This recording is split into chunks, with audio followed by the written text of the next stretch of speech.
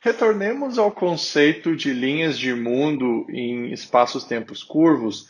Como na relatividade geral, usando o princípio da equivalência, todo espaço-tempo curvo é localmente plano, nós podemos usar isso para estender o que nós aprendemos sobre cones de luz na relatividade restrita, e nós podemos afirmar que a estrutura local de cones de luz, ou seja, a estrutura de um cone de luz na vizinhança de um certo evento no espaço-tempo, é a mesma da relatividade restrita. Ou seja, a relatividade geral herda a estrutura local de cones de luz da relatividade restrita. E usando este fato, nós podemos classificar linhas de mundo da mesma forma que nós fizemos na relatividade restrita. Consideremos um certo evento mostrado aqui em vermelho, e vamos chamar esse evento aqui de P, e vamos traçar então um cone de luz ao redor desse evento. Aqui esse cone de luz ele será em 3 dimensões. E vamos considerar os eventos que estão na vizinhança infinitesimal desse evento P. Para eventos que estiverem dentro do cone de luz gerado por este evento P, por exemplo, um evento aqui no interior do cone de luz, mostrado aqui, para esses eventos, a distância infinitesimal entre P e esses eventos dentro do cone de luz vai ser tal que o ds ao quadrado vai ser negativo e, portanto, o tipo de separação entre esses eventos é da mesma maneira que na relatividade restrita do tipo tempo. Então, esses são os tipos de separações entre eventos ao longo da linha de mundo descrita por uma partícula. Já se nós considerarmos um evento localizado na superfície do cone de luz, que serão eventos ao longo da linha de mundo de raios de luz, nesse caso, o ds ao quadrado vai ser zero entre o evento P e esse evento localizado na superfície e, portanto, o tipo de separação é nula.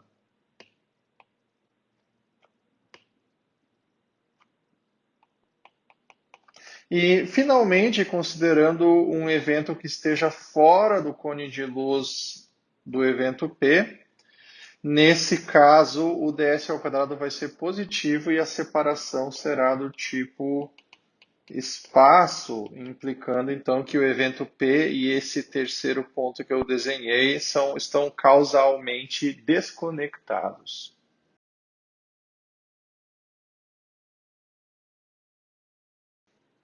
Assim, quando nós estivermos tratando partículas, nós podemos aplicar esses conceitos e para partículas, considerando, por exemplo, essa linha de mundo mostrada à direita, e vamos então analisar eventos localizados ao longo desta linha de mundo e vamos considerar então pares de eventos que estão a distâncias infinitesimais ao longo dessa linha de mundo de uma partícula.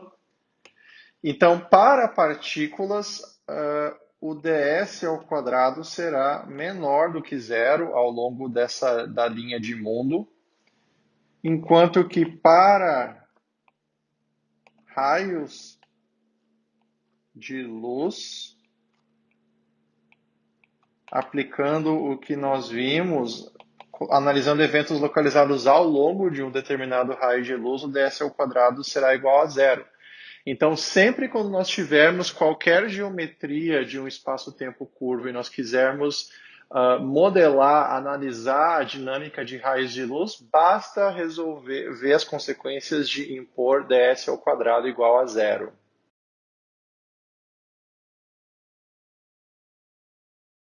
Como é que fazemos para calcular comprimentos, áreas e volumes em relatividade geral? Vamos assumir, por simplicidade, métricas diagonais para fins de cálculo e vamos começar considerando como que é o cálculo de comprimentos, que na verdade nós já vimos anteriormente, mas vamos rever o conceito porque é importante. O comprimento L ele é simplesmente calculado integrando a raiz quadrada do elemento de linha ao longo de uma certa curva de interesse. Então, uma vez que você especificar a curva, por exemplo, essa curva pode ser a linha de mundo descrita por uma partícula, ou a linha de mundo descrita por um raio de luz. Uma vez você descrevendo essa curva, basta você integrar o ds ao longo dos dois pontos limites e você vai saber o comprimento entre esses dois eventos nessa curva. Para saber como construir áreas, nós precisamos responder primeiramente a pergunta como definir o elemento de área num espaço-tempo curvo.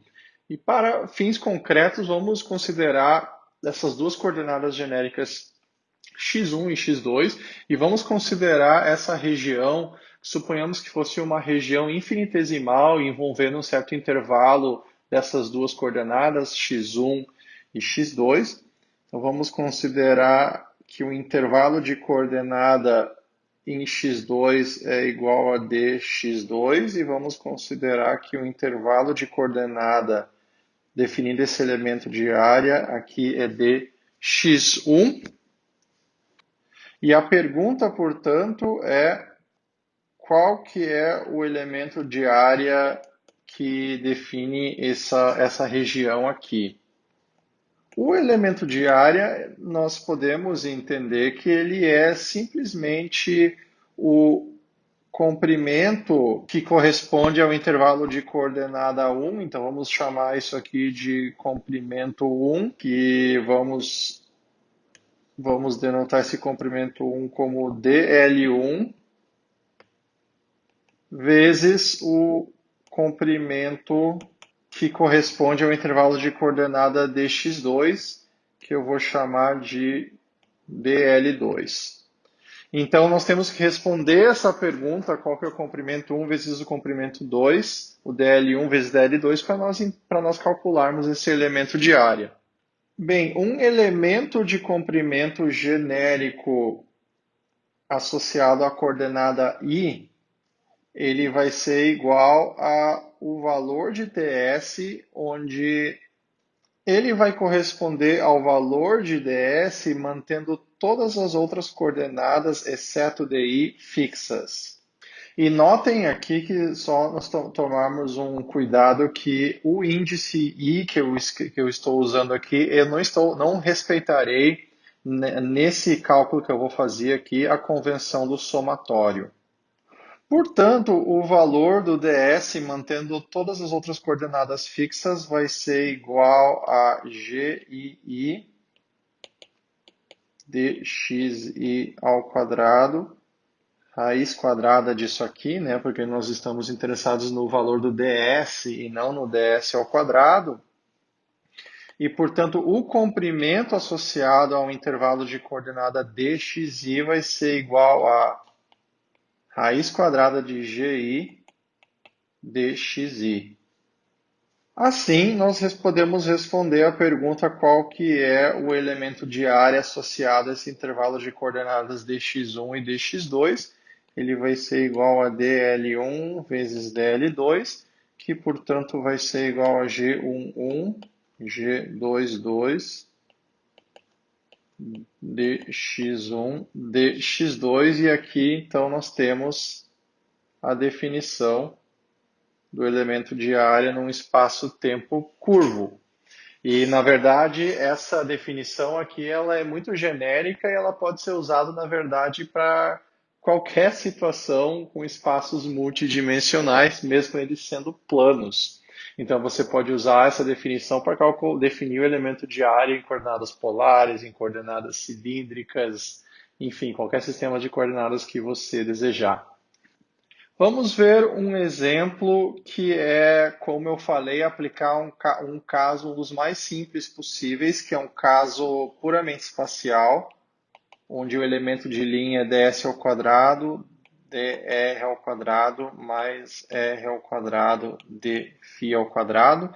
Então, como nós sabemos, esse aqui representa a geometria plana em duas dimensões, em coordenadas polares.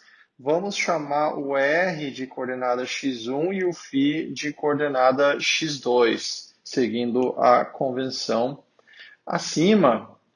Então, seguindo essa convenção, nós podemos escrever, e usando a expressão acima para o elemento de área, nós podemos escrever então dl1, dl2, g11, g22, dx1, dx2. Bem, o fator dentro da raiz quadrada vai ser simplesmente igual a R, lendo os coeficientes da métrica a partir do elemento de linha acima, vezes dr vezes dφ, que é o elemento de área em coordenadas polares.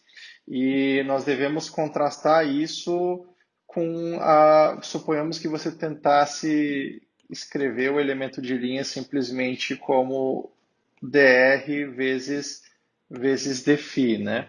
Isso aqui seria um erro, como nós aprendemos, e o erro que eu tratei exaustivamente em uma aula anterior, na aula sobre coordenadas e métrica, na aula 12, é que confundir o elemento de área com esse produto aqui, dr, dφ, nós estaríamos incorrendo no erro de confundir o intervalo de coordenada com algo que tem significado mensurável. Então, isso seria um erro, como nós vimos.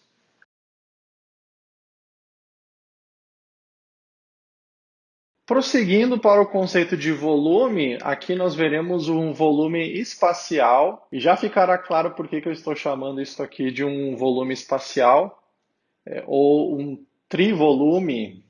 E o volume, ele é uma simples extensão do conceito associado à área. Nós vamos multiplicar três comprimentos associados a três coordenadas que estão variando e, portanto, definindo um certo volume.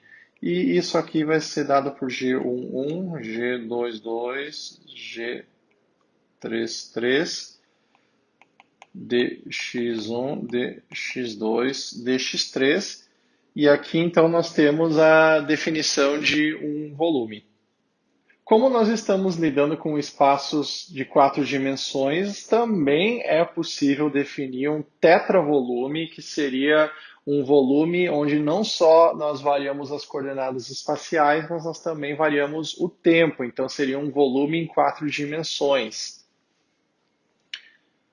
O volume em quatro dimensões ele é uma extensão do conceito que nós vimos antes. Aqui vou chamar de D4x para dar a entender que nós temos as quatro dimensões. E aqui então será a raiz quadrada envolvendo os quatro coeficientes dessa métrica diagonal: G00, G1, G22, G33, raiz quadrada de tudo isso aqui, dx0, dx1, dx2, dx3. Notem que como o valor do G00 é geralmente negativo, para evitar problemas aqui, para evitar nós temos um número imaginário aqui no meio, nós colocamos um menos para evitar complicações, inconsistências matemáticas. E então isso aqui vai ser igual a, eu vou introduzir uma nova notação, que isso aqui vai ser igual a raiz quadrada de menos g dx0, dx1, dx2, dx3, e onde esse g é o determinante da métrica.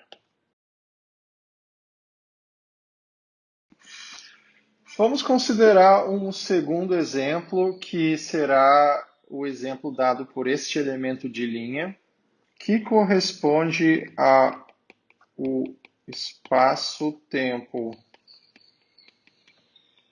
plano em coordenadas esféricas. E aqui a pergunta é qual que é o elemento de área e qual que é o elemento de volume associado a essa geometria. Para isso, nós devemos construir a métrica, que a métrica nesse caso vai ser escrita, nós lemos os coeficientes diretamente do elemento de linha, então nós vamos ter que os coeficientes, os componentes da métrica vão ser dados por essa expressão aqui.